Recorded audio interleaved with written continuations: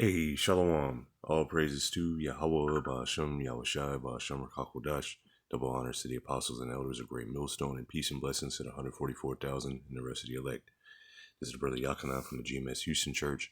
And just a quick lesson, seeing a few clips going around, one of Trump saying he doesn't care about the Americans' financial situations, after promising that he's going to make everything better. But, hey, that's what you get for trusting a snake. And then, just a quick lesson, jumping right into it.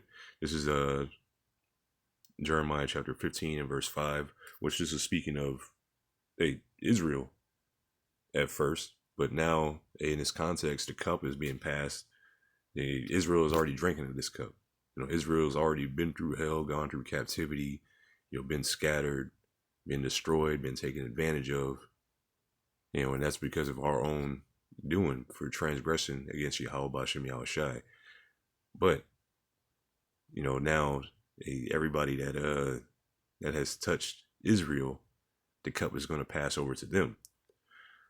So, and this is also, I was listening to a song, and it's in Spanish, but, but after looking up the lyrics and looking up the meaning of the song and whatnot, it made me think of this scripture. So Jeremiah 15 and 5, for who shall have pity upon thee, O Jerusalem? For who shall bemoan thee, or who shall go aside to ask how thou doest? So, through all the hell that we're going through or been through, nobody has ever asked us, are you doing okay? How are you? And just checking in on you. No. Because it's a cold spirit. This is a captivity. This is the Lord's judgment. It's not a nice warm thing. Plus, nobody's gonna care about you Israelites. The same thing like today. Nobody even cares that we are Israelites, which they do care in a sense, but in the sense that the only reason they do care is just to try to prove that we're not the Israelites. But moving on, this is the song here. It's called Ketal America, and it's by Two Man Sound. And this is I heard it sampled a lot, and I only recently found out where the sample came from. And if you hear this song, you can recognize the bass line and whatnot if you heard it, like if you like house music and whatnot. So Ketal America is by Two Man Sound, is a celebratory Euro disco track that functions as an upbeat ode to the allure, energy, and musical influence of America, which that's all this is built off the backs of you, Jake. Everybody wanted to come to America. Everybody want to listen to the music of America. Guess what? The musicians, the majority of them are all Jake, you so-called Negroes, Latinos, and Native Americans. Dang, what the heck? Anyway, it says it functions as an upbeat ode. What is an ode? I know an ode is a song, but an ode is a lyrical, often formal poem that expresses strong feelings of admiration, respect, or love for a person, object, or idea. So this is really a love song to America, but here in this context, this ain't no love song. We celebrating your downfall, Hey, but also, hey, this is what Babylon the Great was. Everybody was coming here. Let me see here. You could come make your money here. I'm thinking of Revelation 18. Like you could do whatever you wanted here. This is sold as like the land of dreams. It says but this ain't a celebration. We celebrating your downfall. It says ode to the allure. And kind of want to see what that just brings up. American music thrives on raw, rebellious energy that blends cultural traditions. So rebellious energy, that's what Babylon the Great puts out. Rebellion. Let me see here.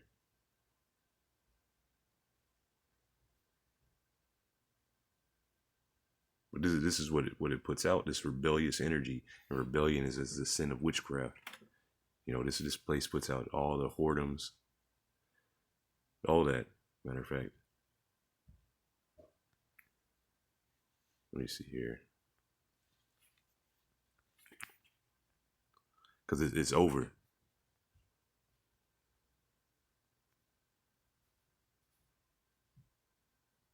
Oh, come on. I like this app, but whenever it thinks that you're like you type in something like that, there's more scriptures that say die in witchcraft, so it had to put in witchcraft. Otherwise, it's just going to give me a very specific verse.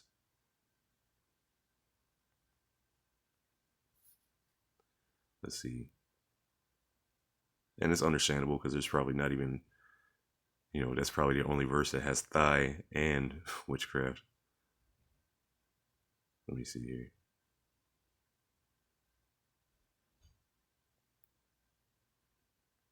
Nahum.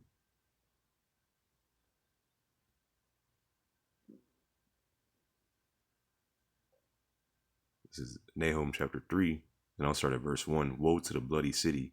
It is full of lies and robbery. The prey departeth not.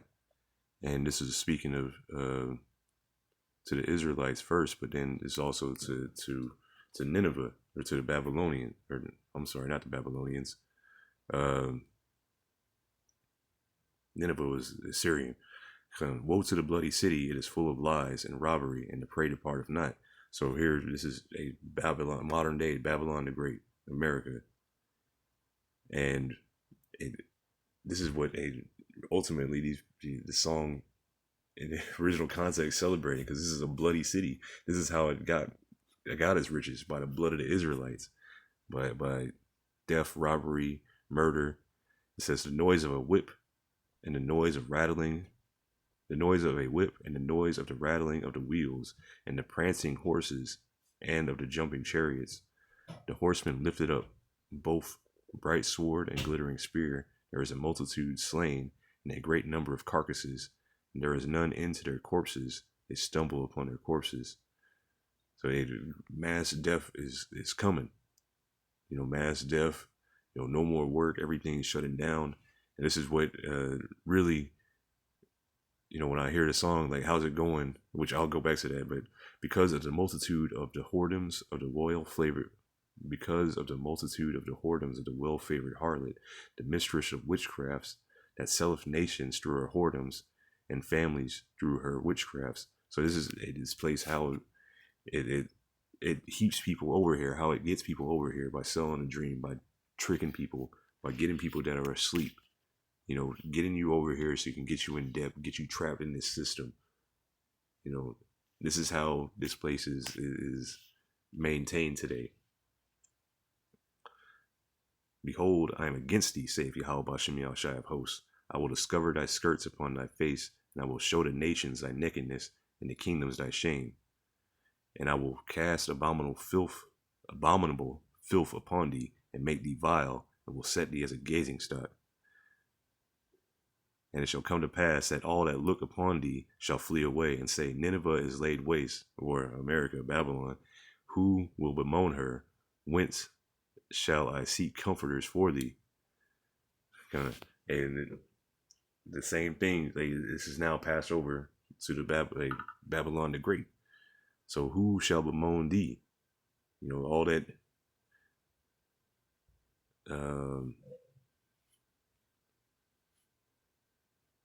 I'm thinking that all that took thee for a prey shall be a prey, if it's roughly paraphrasing.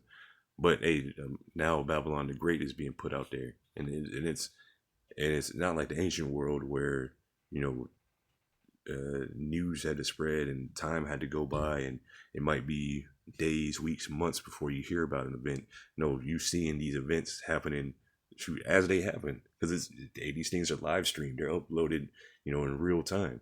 So you seeing things you're getting updated, real time updates. This place is in shambles. So this is K-Tal America again. It says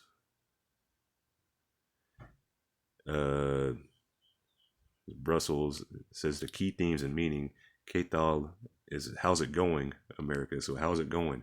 And you look and it's like it ain't doing too good. The title asks, "How is America?" or "What's up, America?" setting a tone of curiosity and admiration for the country's vibrant, fast-paced life. And clearly, this is not why I enjoy the song. One for the bass line. There's a beautiful bass line, but how's it going? As a sarcastic, as a sarcasm, you know, it's like, yeah, it ain't doing too good. I see it ain't doing too good.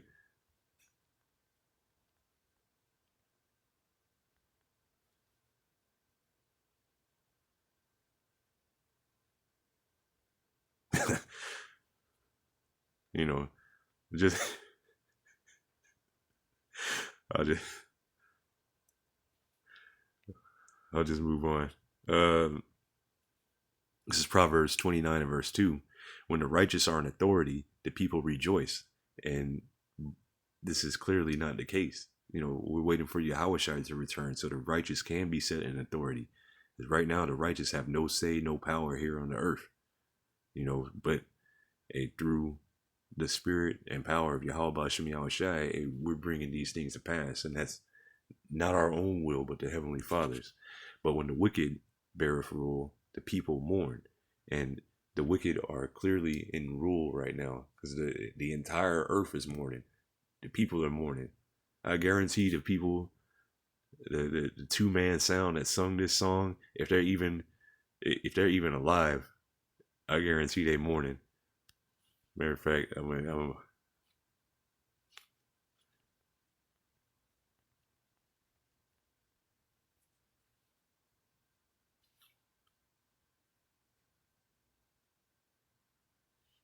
me see here.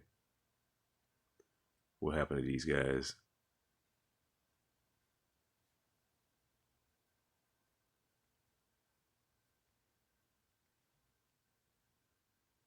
Uh,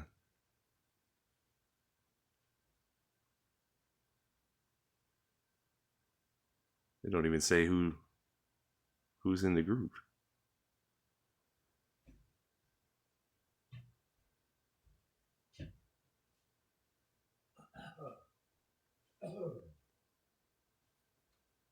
God damn.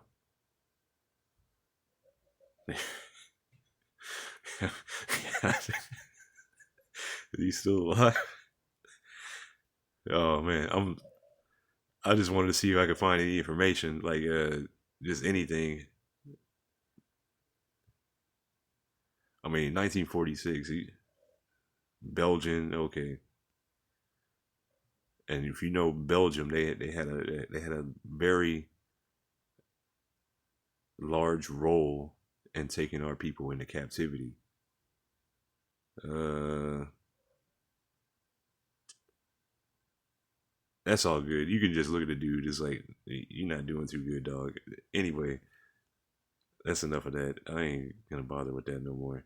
So anyway, this is Trump America financial situation that I searched up. But I seen this last night when I got back from camp. Uh, let me see. I don't want to. Let's see here. Just want to play a quick, easy video. The acting Pentagon comptroller telling lawmakers today the estimated cost of the Iran war is now $29 billion. That is higher than the $25 billion he testified 2 weeks ago, saying the update comes after accounting for replacing equipment and general operational costs. Meanwhile, President Trump is on his way to China for a high-stakes summit with President Xi Jinping. The only thing that matters when I'm talking about Iran, they can't have a nuclear weapon. I don't think about American financial situation. I don't think about anybody. I think about one thing. You cannot let Iran have a nuclear weapon. So, hey, he said he's only thinking about one thing. That's it. Iran can't have a nuclear weapon for whatever reason. But hey, this is all playing into a Joel the third chapter. Hey, all the nations being gathered together in the valley of Yahweh Shaphat. And it's just beautiful, beautiful times because hey, he says he's so focused on this, but he has money for a ballrooms, which he said wasn't going to be taxpayer funded. That's coming out of your pockets. He has money to pay back companies for the tariffs and not the citizens. He has company or money for war and not to take care of the children that are going to be sent off to the war. You know, it's just beautiful. You know, this is a very cruel man that heaps up a treasure for himself, but the rest of the citizens that you out here, you know, bad. You know, I see the looks on your faces. I see your spirits. You know, y'all ain't doing too hot. Isaiah 19 and verse 4, and the Egyptians will I give over into the hand of a cruel Lord. And that's Nero Trump 47. And a fierce king shall rule over them, saith Yahweh Ba'ashem Yahushai. There's a very cruel, let me see here, H7186 Quasha says a hard, cruel, severe, obstinate, hard, difficult, stubborn, stiff-necked, vehement. I'm gonna look up this obstinate. Obstinate is an adjective meaning stubbornly adhering to an opinion, purpose, or course of action despite reason, arguments, or persuasion. So despite, what about your citizens? What about the people that voted for you? I'm not worried about that. I'm not worried about their children. Iran can't have a nuclear weapon. You know, which is all BS, you know? Because they don't. Anyway, it don't matter. All this is leading up to this whore being burned with fire. All this is leading up to the destruction of Babylon the Great. This is Proverbs chapter 12 and verse 10. A righteous man regardeth the life of his beast. And keep in mind, this is the king. You know, all the people under him, these are your servants. These are like your beasts, your workforce, your animals. You know, you want to take care of them. You take care of your people and they'll take care of you. Matter of fact, that's in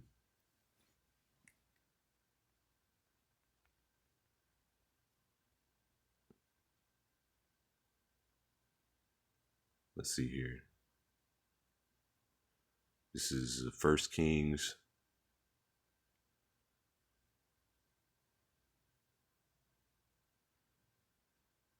chapter 12 and verse 6. And King Rehoboam, and just put in a comparison, you know, this is the type of men, you know, the type of man that Nero is and the type of people that he has around him. You know, they don't care about the citizens. They don't care about any of that. They care about only themselves and what they really, ultimately, what Yahweh Ba'ashem Yahushai has put in their minds. You know, continuity of government, this and that, whatever, like heaping up more money to ourselves, building the ballroom, you know, getting rid of the niggers, the spics and the spooks and the wetbacks and all that kind of stuff. We're going to make this country great again.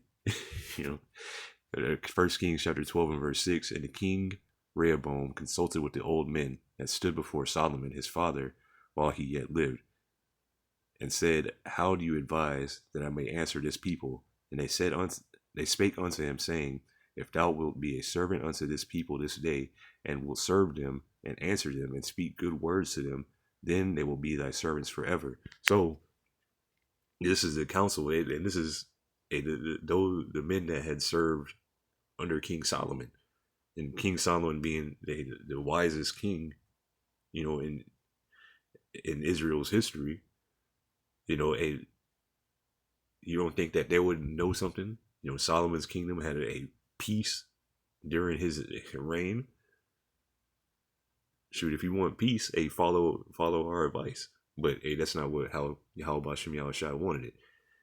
And it's the same thing now, because Trump ain't listening to those that are speaking no sense, because this place is not meant to go on. You know, says there's a purpose for the words that are being said, the actions that are being laid out. And they spake unto him, saying, If thou wilt be a servant unto this people this day, and wilt serve them and answer them and speak good words to them, then they will be thy servants forever. So if you take care of them, they'll take care of you, and they'll love you forever. They'll gladly serve you. But he forsook the counsel of the old men, which they had given him, and consulted with the young men that were grown up with him, and which stood before him. And he said unto them, What counsel give ye, that we may answer this people who have spoken to me, saying, Make the yoke which thy father did put upon us lighter? And the young men that were grown up with him spake unto him, saying, Thus shalt thou speak unto this people that spake unto thee, saying, Thy father made our yoke heavy, but make it thou lighter unto us. Thus shalt thou say unto them, My little finger shall be thicker than my father's loins. And now, whereas my father did lay you with a heavy yoke, I will add to your yoke, and my father hath chastised you with whips, but I will chastise you with scorpions.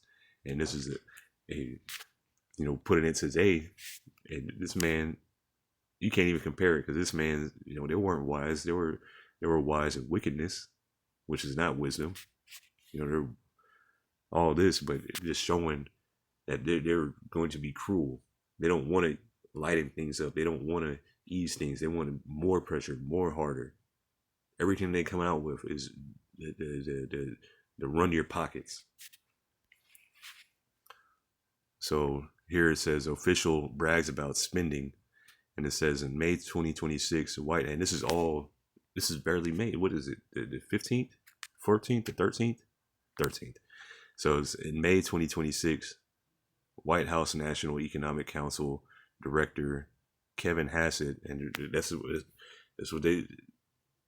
the council that I just read about, the council of the King Rehoboam at the time. Now this is the council of Trump. It says boasted that American credit card spending is through the roof, citing it as evidence of a robust economy. No, it's not true. The only reason that people are spending like this is because they're spending or using their credit cards is because they don't have the money. Like, it's just putting them in more debt ultimately, despite rising credit card debt and inflation. And there's more spending because of inflation. The dollar is worth less. That's what's causing it. Like, people are spending a lot more. Yeah, because the value of the dollar has gone down.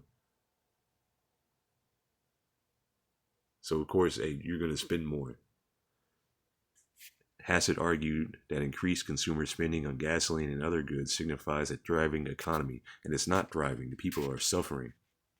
Oh, that's a good thing.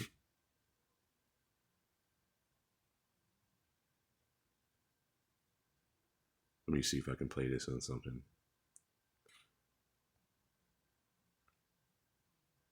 YouTube's about the easiest one to play it on. I had the head of one of the big five banks in my office yesterday going through the credit card data, and just as Secretary Bessent said, credit card spending is through the roof. They're spending more on gasoline, but they're spending more on everything else too. I had the head of one of the big five banks in my office yesterday going. He's glad. Let me see. Play another one. Let me.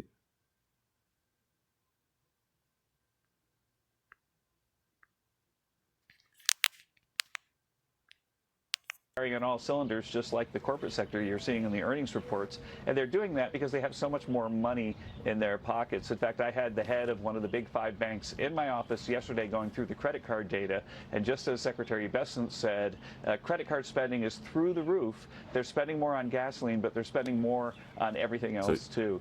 It doesn't make any sense. How do you have more money in your pockets, but you're using your credit card? Use the credit card so you don't spend the money that's in your pockets.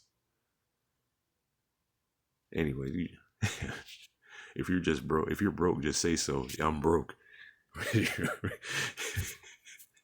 Lamentations chapter 4 and verse 21. Rejoice and be glad, O daughter of Edom, that dwellest in the land of Uz. So be glad, because this is Esau Edom. This is him ruling right now. This is his rulership, and he's glad to have us in captivity. He was glad that he destroyed the temple. He was glad, that he could throw our babies against the stone. He was glad to see us in these situations, living in slums and being in cages, and see us bugged out and drugged out, and our women turned into whores and men turned into moles. He was glad at all this. But now The cup is passing to you. Rejoice and be glad, O daughter of Edom, that dwellest in the land of Uz. The cup also shall pass through unto thee. Thou shalt be drunken, and thou shalt make thyself naked. So it's good. It's beautiful. The curses are going to you now. Like it says in Deuteronomy 30. The punishment of thine iniquity is accomplished, O daughter of Zion. He will no more carry thee away into captivity. He will visit thine iniquity, O daughter of Edom. He will discover thy sins. So, you know, all you being discovered, you being found out, you're being put in a hard place, and you're gonna do whatever it takes to try to keep your position. You're gonna try to keep your throne, but it's already taken away. The kingdom has been rent from you. You're gonna try to put out the MOTB. You're gonna try to put people in line, but it's over. Que tal, America? This is hey, that's it. That was the last precept I had. But hey, Lord willing, and this has been edifying. And I'm gonna give all praises to Yahweh Ba'Hashem, Yahweh Shai Ba'Hashem Rakakodash. Hey, Shalom.